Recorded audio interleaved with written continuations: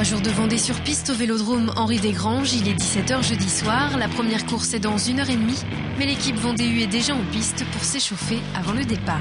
On repart, on se remet plutôt en file indienne, essayer de vous mettre à la bleue. On fait un petit échauffement progressif, 15-20 minutes pour se mettre bien en jambes. Pour les épreuves sur piste, on a tendance à s'échauffer un petit peu plus que sur la route parce que l'intensité de l'effort est très soutenue et dès le départ de l'épreuve, contrairement à la route où on peut parfois se permettre une petite mise en route.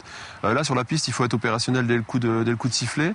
Bon voilà, après c'est une épreuve importante puisque pour nous on est à domicile, mais c'est pas non plus un championnat de France, donc voilà, il l'aborde un petit peu d'une manière assez décontractée, on va dire. On essaye un petit peu progressivement, gentiment, un peu plus vite. Si, c'est bien, surtout qu'on a déjà fait une séance sur route ce matin, donc on est débloqué pour la journée. Après, là, c'est juste une mise en jambe pour la course de ce soir.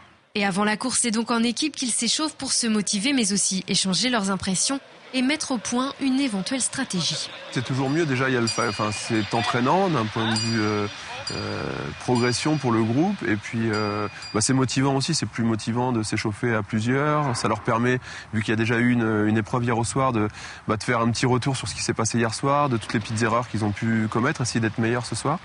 Donc voilà, c'est donc la première séance, on le voit quand il passe, est consacrée vraiment une petite mise en route douce, et puis un petit retour sur hier, et puis une projection sur ce qui va se passer tout à l'heure. On en discute en général après l'échauffement, on voit ça avant la course, suivant la forme de chacun, les sensations de l'échauffement justement, et puis on voit comment ça se passe en course. 18h30, début de la première course. De Vendée U sont dans le groupe de tête. Il y a 30 tours à faire et des points à prendre à chaque sprint. Les premiers rattrapent les derniers. Les deux Vendée U retardent cette jonction pour prendre des points intermédiaires, mais ne vont pas réussir à recoller assez vite au peloton pour l'emporter. Dès la fin de la course, Benoît Genozo rejoint ses coureurs pour un petit débrief. Ça va très vite, en fait, ils ont tout de suite reconnu l'erreur qu'ils avaient faite, pour ceux qui ont fait une erreur, donc voilà, il n'y a pas grand chose de plus à dire. L'essentiel, c'est quand ça vient d'eux et que l'analyse elle vient d'eux.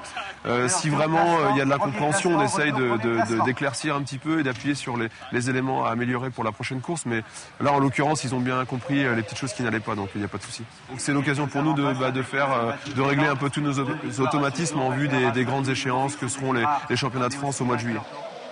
Une compétition sans véritable enjeu pour les Vendée U qui va surtout leur permettre de se préparer et de bien se régler pour les prochaines courses sur piste à venir.